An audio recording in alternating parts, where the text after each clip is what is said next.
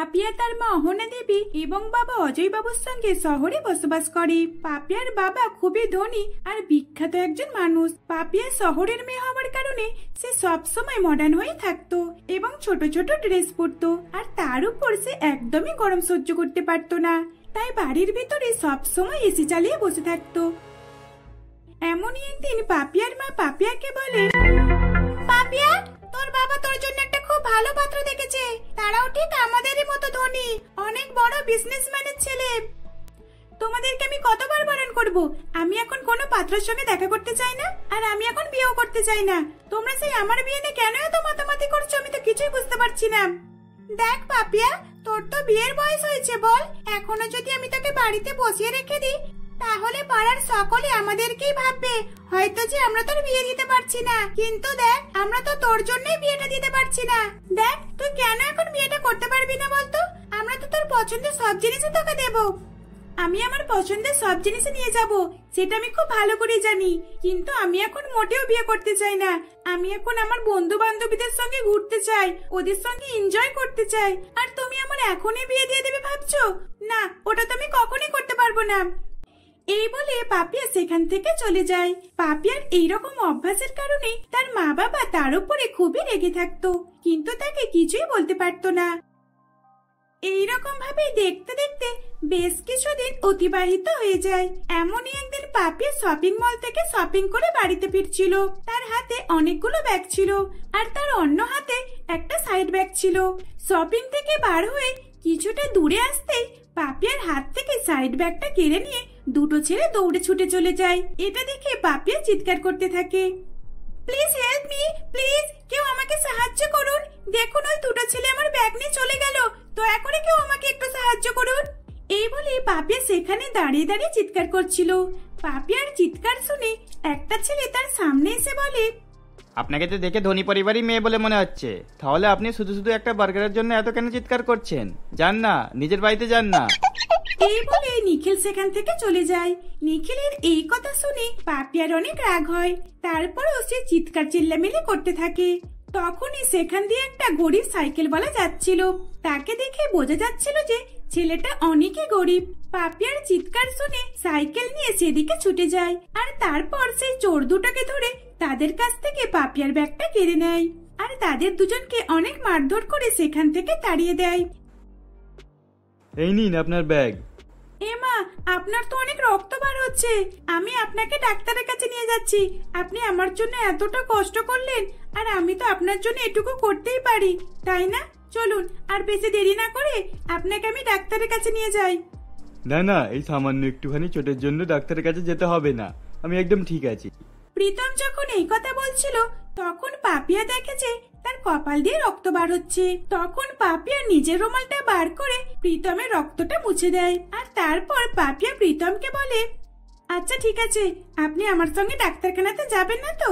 ঠিক আছে, কিন্তু দেখুন আপনাকে আমার সঙ্গে কফি খেতে যেতে হবে। আপনি আমার এত বড় সাহায্য করলেন, আর আমি আপনাকে এরকম ভাবে ছেড়ে দিতে পারবো না। এবার কিন্তু আপনি না বলতে পারবেন না, আমি একদমই শুনবো না। চলুন আমার সঙ্গে। এই বলে পাপিয়া প্রীতমকে ধরে একটা কফি হাউসে নিয়ে আসে, আর সেখানে বসে বসে দুইজন মিলে কফি খেতে খেতে গল্প করতে থাকে। আর এরই মধ্যে তাদের দুইজনের আলাপ হয়ে যায়। কিছুক্ষণ পর পাপিয়ার ফোনে ফোন আসে। তখন পাপিয়া বলে, প্রীতম, আমার বাড়ি থেকে আমার মা ফোন করেছে, এবার আমাকে বাড়িতে ফিরতে হবে। আচ্ছা, আমি আসছি। এই বলে পাপিয়া তার নিজের বাড়ির দিকে চলে যায়, আর তারপর প্রীতমও নিজের বাড়িতে চলে যায়। এইরকম ভাবে দেখতে দেখতে বেশ কিছুদিন অতিবাহিত হয়ে যায়। আবার একদিন হঠাৎ করে প্রীতমের সঙ্গে পাপিয়ার দেখা হয়। প্রীতম পাপিয়াকে দেখে পছন্দ করে ফেলেছিল, কিন্তু সে তার মনের কথা বলতে পারছিল না, কারণ সে খুব ভালো করে জানতো পাপিয়া তাকে কোনো মতেই পছন্দ করবে না। এইসব ভাবতে ভাবতে প্রীতম একদিন পাপিয়ার সঙ্গে দেখা করতে যায়। তখন পাপিয়া প্রীতমকে বলে, Pritam, I really like you, I love you Pritam.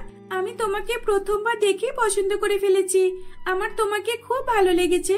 আমি তোমার সঙ্গে সারা জীবন থাকতে চাই। Do you marry me? Papiya, তুমি এসব কি বলছো? দেখো, আমি জানি তুমি আমাকে পছন্দ করো, আর সত্যি কথা বলবো, আমিও তোমাকে পছন্দ করি। তোমার থেকে বেশি আমি তোমাকে পছন্দ করি, কিন্তু কি করবো বলো, আমি তোমাকে বিয়ে করতে পারবো না। কারণ আমার বাড়িতে আমার মা বাবা রয়েছে, ওনারা বৃদ্ধ হয়ে গেছে, ওনাদের দেখাশোনা করতে হবে। আর তুমি অনেকই ধনী পরিবারের মেয়ে, আমি তোমাকে খুশি রাখতে পারবো না। প্রীতম, তোমাকে ওইসব কিছু ভাবতে হবে না। আমি তোমার কাছ থেকে কিছুই চাই না। আমি শুধু তোমার সঙ্গে সারা জীবন কাটাতে চাই। আমি তোমাকে কথা দিচ্ছি, আমি তোমার মা বাবার পুরোপুরি ভাবে দেখাশোনা করব। এই বলে পাপিয়া প্রীতমকে জড়িয়ে ধরে। দেখতে দেখতে পাপিয়া আর প্রীতমের বিয়ে হয়ে যায়। এক গরিব পরিবারে পাপিয়া বিয়ে করে আসে। পাপিয়া জানতো যে প্রীতমের বাড়িতে কিছুই নেই। সে নিজের বাড়ি থেকে যৌতুকে অনেক কিছুই নিয়ে যায়, এসি, ফ্রিজ সবকিছুই নিয়ে গেছিল। বৌমা, তোমার রুমে যদি পুরোপুরি এইসব জিনিসপত্র না ধরে তাহলে তুমি বাইরেতেই রেখে যেতে পারো। আমরা তোমার জিনিসপত্রতে কিছুই হাত দেব না, এইসব কিছু তোমারই থাকবে। কি বলছেন আপনি? আমি আমার জিনিসপত্র, এত দামি দামি জিনিসপত্র বাইরে রেখে দেবো? এটা কিভাবে সম্ভব? আপনারা যদি আমার এত নতুন নতুন দামি জিনিসপত্র খারাপ করে দেন তখন আমি কি করব? আর এটার দাম কত আপনি জানেন? এই ওয়াশিং মেশিন, ফ্রিজ এগুলো কি বাইরে রেখে দেবার জিনিস? এগুলো একবার খারাপ হয়ে গেলে অনেক টাকা দরকার সারাবার জন্য। পাপিয়া, তুমি কি ভুলে যাচ্ছ তুমি আমাকে কি বলেছিলে? আমি তো তোমাকে ভেবেছিলাম আমার মা বাবার সঙ্গে এরকম কথাবার্তা একদমই বলবে না, কিন্তু আজ তুমি তার সত্ত্বেও আমার মা বাবার সঙ্গে এরকম কথা বললে। খোকা, বাদ দে তো সব কথা। আসলে বৌমা তো ঠিকই বলেছে, আমরা তো সব কিছু চালাতে জানি না। যদি হাত দিই, উল্টো পাল্টা টিপে ফেলি, তাহলে তো খারাপ হয়ে যাবে। ঠিকই তো বলছে বৌমা। হ্যাঁ মা, আপনি একদম ঠিক বলেছেন। আসলে প্রীতম, আমার বলার উদ্দেশ্য ওইরকম ছিল না। দেখো, এত দামি দামি জিনিসপত্র আর এইসব মা বাবা কিছুই কখন ইউজ করেনি, তাই জন্যই আমি বললাম। এই বলে পাপিয়া তার নিজের জিনিসপত্রগুলো নিজের রুমে সেট করে ফেলে। রাত্রেবেলা এসির হাওয়াতে খুব ভালো করে ঘুম দেয় পাপিয়া। মাঝরাতে ঘুম ভেঙে যাবার ফলে দেখে যে তার পাশে প্রীতম নেই। কি ব্যাপার, এই প্রীতমটা আবার কোথায় গেল? এই বলে পাপিয়া বাইরে এসে দেখে যে প্রীতম তার মা বাবার কাছে শুয়ে রয়েছে। বাইরে আসতে পাপিয়া বুঝতে পারে যে বাইরেটা কতটা গরম। রাত্রেবেলাও বাইরেটা প্রচন্ড পরিমাণে গরম হয়ে রয়েছে, আর পাখার হাওয়া তাদের গায়ে লাগছে না। কিন্তু অত গরমেও প্রীতম তার মা বাবার কাছে শুয়ে রয়েছে। প্রীতমকে তুলে পাপিয়া নিজের রুমে নিয়ে আসে আর তারপর জিজ্ঞাসা করে, কি হয়েছে প্রীতম, তুমি ওইরকম ভাবে বাইরে শুয়ে রয়েছো কেন? তোমাকে কি আমি বাইরে শোবার জন্য বলেছি? তুমি এখানে আমার কাছে শোবে তো। এখানে এত সুন্দর খাটে শুয়ে পড়ো, এসি ঠান্ডা ঠান্ডা হাওয়াতে খুব ভালো ঘুম হবে। না পাপিয়া, আমি এখানে শুতে পারবো না। ওখানে আমার মা বাবা এত গরমে সহ্য করে শুয়ে রয়েছে, আর আমি এখানে যদি এসির হাওয়াতে শুয়ে থাকি তাহলে এটা আমার খুব বড় অন্যায় হয়ে যাবে। আমি সেটা কখনই করতে পারবো না। এই বলে প্রীতম আবারও তার মা বাবার কাছে ঘুমাতে চলে যায়।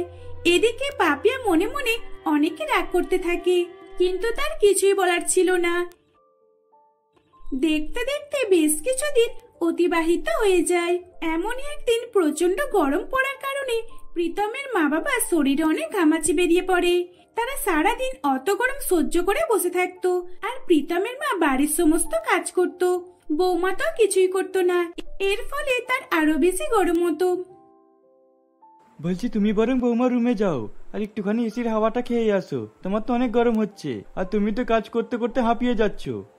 দেখো, আমি একা কেন যাব?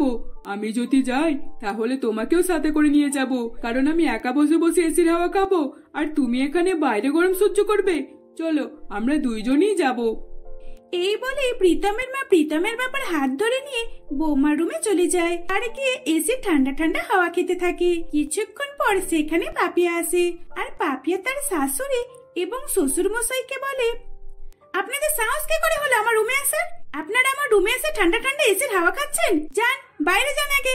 এটা আমার রুম, আমার এসি, আপনাদের সাহস কিভাবে হয়? যত সব আজবদের নিয়ে পড়েছি। এইভাবেই পাপিয়া নিজের রুম থেকে তার শ্বশুর শাশুড়ি মাকে অপমান করে বার করে দেয়। তখন তারা দুইজনই অপমানিত হয়ে রুম থেকে বেরিয়ে যায়। তারপর তারা আবার ওই গরমে তাপ সহ্য করে বসে থাকতে লাগলো। কিছুদিনের মধ্যে প্রীতমের মা বাবা খুবই অসুস্থ হয়ে পড়ে, কিন্তু তার সত্ত্বেও পাপিয়া তার শাশুড়ি মাকে বাড়ির সমস্ত কাজ করাতে থাকে। আর এমনই একদিন প্রীতমের মা মাথা ঘুরে পড়ে যায়। তখন প্রীতম বাড়িতে ছিল না। পাপিয়া একটা ডাক্তারকে ডাকে। তখন ডাক্তারবাবু এসে তাদের দুইজনকে চেক আপ করে বলে, খুব ভালোভাবে এনাদের জন্য খেয়াল রাখবে। দেখুন সারা শরীরে ঘামাচি পড়ে রয়েছে, এত গরমের চাপ একদমই সহ্য করতে পারছে না। আপনি আপনার শ্বশুর শাশুড়িকে দেখাশোনা করুন, আর এনাদেরকে এরকম এসি ঠান্ডাতে হাওয়াতে রেখে দেবেন, কেমন? এই বলে ডাক্তারবাবু সেখান থেকে চলে যায়। ডাক্তারবাবুর কথা শুনে পাপিয়া মনে মনে ভাবে, আমি প্রীতমকে কথা দিয়েছিলাম আমি ওনার মা বাবা দেখাশোনা করব, কিন্তু আমি এটা কি করলাম। এইরকম ভাবে পাপিয়া তার নিজের ভুল বুঝতে পারে। সেদিনের পর থেকে সে তার শাশুড়ি মার এবং শ্বশুর মশাই খুব ভালোভাবে সেবা যত্ন করতে থাকে। একটু সুস্থ হয়ে যাবার পর পাপিয়ার শ্বশুর মশাই এবং শাশুড়ি মায়ের কাছে ক্ষমা চেয়ে নেয়, আর এইরকম ভাবে তারা হাসি খুশিতে দিন কাটাতে লাগলো। মোহনা তার স্বামী কমলেশ এবং 2 সন্তান পিন্টু ও পলিকে নিয়ে ছোট্ট এক গ্রামে বসবাস করে। মোহনার স্বামী কমলেশ এক ছোটখাটো ফ্যাক্টরিতে কাজে লেগেছিল, কিন্তু ফ্যাক্টরিতে বারবার গিয়ে তাকে ফেরত আসতে হতো। অনেক শ্রমিকের কারণে তেমন একটা কাজ হতো না, আর যেদিন তাকে ফেরত আসতে হতো সেদিন কোনো টাকা পেত না। এই কারণে তাদেরকে হয়তো কিছু কিছু দিন শুকিয়ে কাটাতে হতো। এমনই একদিন, বাবা তুমি এত রোদ্দুরের মধ্যে দিয়ে যাবে, তোমার তো অনেক গরম হবে, তুমি বরং একটা ছাতা নিয়ে যাও, ছাতাতে গেলে তাহলে তোমার আর গরম লাগবে না, গরম লাগবে একটু একটু, বেশি লাগবে না। উফ বাবারে বাবা, কি গরমটাই না হচ্ছে। বাবারে বাবা, আমি একটুখানি ঘুমিয়েছিলাম, অমনি পুরোপুরি গরমে ঘেমে গেলাম। বাবা তুমি আমাদের জন্য একটা পাখা কিনে আনো না, দেখো না পাখা না থাকার কারণে আমাদের কি নাই অবস্থা হচ্ছে।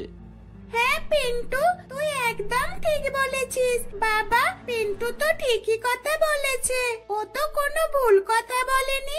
এই গরমের কারণে আমাদেরকেও অনেক কষ্ট হয়, মা উনুনে রান্না করে, মায়েরও অনেক কষ্ট হয়, আর আমরা তো শুতেই পারি না গরমের কারণে, বাড়ির মধ্যে থাকাই যায় না। দেখ মা, এখন তোর বাবা পাকা কিনতে কোথায় যাবে?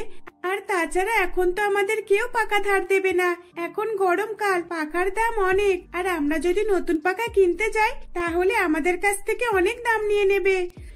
তোর বাবা যখন একটু বেশি টাকা জমিয়ে ফেলবে তখন তোদের জন্য একটা নতুন পাকা কিনে নিয়ে আসবে। মা বাবা কবে আমাদের জন্য পাকা নিয়ে আসবে?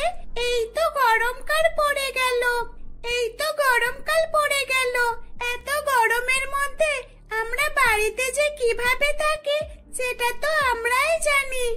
পাড়ার এদিকে ওদিকে যদি আমরা একটু কারোর বাড়িতে যাই তাহলে তারা অনেক রাগারাগি করে। আমরা তো কিছু চুরি করবার জন্য যাই না, আমরা সামান্য একটু পাকার হাওয়া খাওয়ার জন্য যাই, আর তাও লোকে এমন করে যেন মনে হয় আমরা তাদের অনেক কিছু চুরি করে নিয়েছি। দেখ মা, তারা তো আর জানে না যে তোদের বাড়িতে পাখা নেই, তোরা পাকার হাওয়া খেতে এসেছিস। তারা যদি জানতো তাহলে কি আর ওইরকম করে বলতো? বল। আচ্ছা যাই হোক, এখন ছাড়ো সব কথা, তোর বাবা তো কাজে যাচ্ছে, তোর বাবাকে খাবার তো দিয়ে দিয়েছি, এবার তোরাও খেয়ে নে। আচ্ছা ঠিক আছে, আমি তাহলে যাচ্ছি, আবার নাহলে ওইদিকে দেরি হয়ে যাবে। পলি, পিন্টু, আমি চললাম, তোরা ভালো করে থাকিস, আর বাড়ির বাইরে একদমই যাবি না। বাড়ির বাইরে তো প্রচন্ড রোদ্দুর, এত রোদ্দুরে যদি খেলাধুলা করিস, ছুটোছুটি করিস, তাহলে তোর শরীর খারাপ হয়ে যাবে, মাথা ঘুরে পড়ে যাবি, বুঝতে পেরেছিস? বাবা আমরা যদি বাইরে না যাই তাহলে বাড়ির ভিতরে আমাদেরকে মরতে হবে, কারণ বাড়ির ভিতরে আরো বেশি গরম। বাবা বাড়ির ভিতরে আমাদের তো পাখা নেই, আমাদের অনেক গরম হয়, আর বাইরে থাকলে একটু ঠান্ডা হাওয়া পাই। এইভাবেই তারা সকলে মিলে কথাবার্তা বলছিল। তারপর কমলেশ কাজে চলে যায়। কমলেশ কাজে চলে যাবার পর তারা 2 ভাই বোনে খাবার খেয়ে আবারও বাইরে বন্ধুদের সঙ্গে খেলতে চলে যায়। তারা সকল বন্ধুরা বাইরে খেলাধুলা করতে করতে হাঁপিয়ে উঠলে নিজেদের বাড়িতে গিয়ে ফ্রিজ থেকে ঠান্ডা জল বার করে খায়, আর পাখার তলাতে বসে পড়ে বা এসি চালিয়ে বসে পড়ে। এটা দেখে পলি তার ভাই পিন্টুকে বলে, পিন্টু দেখ এরা কত আরামে থাকে, মাঠে গরম হচ্ছিল বলে ওরা এসির হাওয়াতে এসে বসে পড়লো, আর আমাদের গরম হলে আমরা বাইরে গাছের ছাউনিতে গিয়ে বসে পড়ি। এদের মধ্যে যদি আমাদের কাছেও আমাদের বাড়িতে যদি একটা এসি থাকতো আর একটা যদি ফ্রিজ থাকতো তাহলে আমরাও রোজে জল বার করে খেতাম আর গরম হলে এসি চালিয়ে দিতাম। বাবার কাছে তো এখন পাকা কেনার পয়সাই নেই, আর তুই এসির কেনার কথা বলছিস। এটা যদি মা বাবা শোনে তাহলে তোকে অনেকে রাগ করবে। আমাদের বাড়িতে এসি তো মানবেই না, কারণ এসি তো ধনী লোকেদের জন্য, আমাদের জন্য নয়, বুঝতে পেরেছিস? এইভাবেই তারা দুই ভাই কথাবার্তা বলতে বলতে সেখান থেকে চলে আসে। এইভাবেই দেখতে দেখতে বেশ কিছুদিন অতিবাহিত হয়ে যায়। এমনই একদিন পলি তার বাবাকে বলে, বাবা তুমি তো বলেছিলে পাখা কিনে নিয়ে আসবে, কিন্তু বাবা তুমি কবে আমাদের জন্য পাখা কিনে নিয়ে আসবে?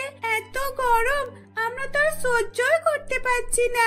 বাবা তুমি জানো আমার বন্ধু বান্ধবীরা ওদের যখন গরম হয় তখন ওরা ওদের বাড়িতে এসি চালিয়ে বসে থাকে। কি তাহলে কি তুই ওদের মতো দেখে তোর বাবাকে এবার এসি কিনে আনবার কথা বলবি নাকি? দেখ তোর বাবার কাছে পাখা কেনার মতো টাকা নেই, আবার এসি তো দূরের কথা, তোর বাবা এখন নতুন পাখা কিনতে পারবে না। দেখা যাক তোর বাবার কাছে কবে টাকা জমে, সেই হিসাবে তোর বাবা নতুন পাখা কিনে আনবে। তোদেরকে বারবার বলার কোনো প্রয়োজন নেই। কিন্তু মা এইরকম আর কদিন গরম সহ্য করে থাকতে হবে বলো তো? আমরা তো আর এই গরম সহ্যই করতে পারছি না। আমরা রাত্রেবেলা ঠিকভাবে ঘুমাতেও পারি না, এদিক ওদিক করতে হয়। এবার তুমিই বলো আমরা কি করব? পলির এই কথা শুনে তার বাবা অনেক চিন্তার মধ্যে পড়ে যায়, কারণ তার মেয়ে ছেলে এবং তারা দুইজনই কেউ ঘুমাতে পারতো না। আর এটা পলি একদমই ঠিক কথাই বলেছিল। পলির এই কথা নিয়ে তার বাবা অনেক চিন্তা ভাবনা করতে থাকে। দেখতে দেখতে বেশ কিছুদিন কেটে যায়। দিনের পর দিন গরমের উত্তাপ যেন আরো বেশি পরিমাণ পড়ছিল, আর এইসব পলি আর পিন্টু একদমই সহ্য করতে পারছিল না। মা খুব গরম হচ্ছে, আমি বাইরে চলে যাচ্ছি, রুমের ভিতরে আর থাকতেই পারছি না, আমার নিঃশ্বাস নিতে কষ্ট হচ্ছে।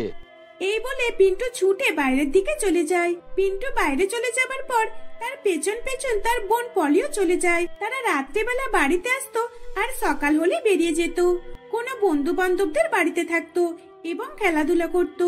তারা সকালবেলার দিকে বাড়িতেই থাকতে পারতো না, রাত্রেবেলা হলে কোথাও যাবার তো থাকতো না, তাই তারা বাড়িতে থেকে ঘুমাবার চেষ্টা করত। কিন্তু তাদের দুইজনের এবং তাদের দুই ভাই বোনের কারোর চোখে ঘুম আসতো না। এইরকম ঘুমের কারণে পিন্টু আর পলির চোখের নিচে কালো দাগ পড়ে যাচ্ছিল। আর তাদেরকে দেখে তাদের মা বলে, কিরে তোরা দুই ভাই বোন এইরকম হয়ে যাচ্ছিস কেন? দিনের পর দিন তোদের যেন চেনাই যাচ্ছে না, তোরা এত রোগা হয়ে যাচ্ছিস কেন? আর চোখের নিচে এরকম কালো দাগ, এগুলো কি? দেখো মা, আমাদের তো সারা রাত ঘুমই হয় না, আমরা তো জেগে জেগেই কাটাই, তাই হয়তো এই কারণে এই রকম হয়েছে। আর আমি জানি ঘুম না হওয়ার জন্য আমার শরীরটা ভীষণ খারাপ লাগছে, তাই আমি তোমাকে কিছুই বলতে পারছি না। পলির এই কথা শুনে তার মা আর বেশি দেরি না করে পলিকে এক ডাক্তারের কাছে নিয়ে যায়। ডাক্তার বাবু তাদের দুই ভাই বোনকে চেক আপ করে। তারপর ডাক্তার বাবু বলে, আপনারা এরকম মা বাবা কি করে হতে পারেন, এত কেয়ারলেস? আপনারা কি সন্তানের একটু দেখাশোনা করতে পারেন না নাকি? আচ্ছা দেখুন তো, আপনি বুঝতে পারছেন তো আপনার ছেলে মেয়েরা এরকম কিভাবে হয়েছে? ডাক্তার বাবু আমি তো কিছুই বুঝতে পারছি না, দয়া করে আমাকে খুলে বলুন না আমার দুই সন্তানের কি হয়েছে। আচ্ছা ডাক্তার বাবু, এর পিছনে কি কোনো বড়সড় রোগের কারণ হতে পারে না তো? না না, কোনো বড়সড় রোগ নাই। যদি আরো এরকম দিনের পর দিন না ঘুমিয়ে কাটিয়ে দেয় তোমাদের সন্তান, তাহলে হয়তো একটা বড়সড় রোগ চলে আসতে পারে, আর তখন আমি আর চাইলে কিছু করতে পারবো না। তাই এখন সময় রয়েছে, একটু হলেও আপনি আপনার বাচ্চাদের দিকে ধ্যান দিন। এই বলে ডাক্তার বাবু তাদের দুই ভাই বোনকে ওষুধপালা দেয় এবং কিছু ওষুধ লিখেও দেয়। তারপর তাদের দুই ভাই বোনকে নিয়ে তার মা বাড়িতে ফিরে আসে। তার মা তো পুরোপুরি চিন্তায় ভেঙে পড়ে। আর এই কথা যখন তার বাবাকে শোনানো হয় তখন কমলেশ বলে, তুমি চিন্তা করো না, আমি এর একটা ব্যবস্থা করেই ছাড়বো। ওদের দুই ভাই বোনের জন্য একটা নতুন পাকা কিনে নিয়ে আসবো, আমার কাছে কিছু টাকা জমেছে। আমি ওদের জন্য কিছু টাকা জমাচ্ছিলাম, আমি জানি তোমার দ্বারা একা সম্ভব হবে না এত টাকা জমানো, তাই আমার নিজের কাছেও আমি কিছু জমিয়েছিলাম। এই নাও, এই টাকাটা নিয়ে আজকে যেমন হোক করে একটা ভালো সুন্দর পাখা কিনে নিয়ে এসো, যেন আজকে রাত থেকে আমার দুই সন্তান খুব ভালোভাবে ঘুমাতে পারে, ওদের আর কোনো কষ্ট না হয়। এই বলে মোহনা তার স্বামীকে টাকা দিয়ে দেয়। তারপর কমলেশ একটা নতুন পাখা কিনে নিয়ে আসে, আর সেই পাখা দেখে তার দুই সন্তান পলি আর পিন্টু অনেক খুশি হয়। সেদিনের রাত থেকে তারা পরিবারের 4 জনে মিলে খুবই আরাম করে শান্তির সঙ্গে ঘুমাতে পারে। নতুন পাখা পেয়ে তারা খুব ভালোভাবে ঘুম দেয়, আর এইরকম ভাবেই তারা হাসি খুশিতে দিন কাটাতে থাকে।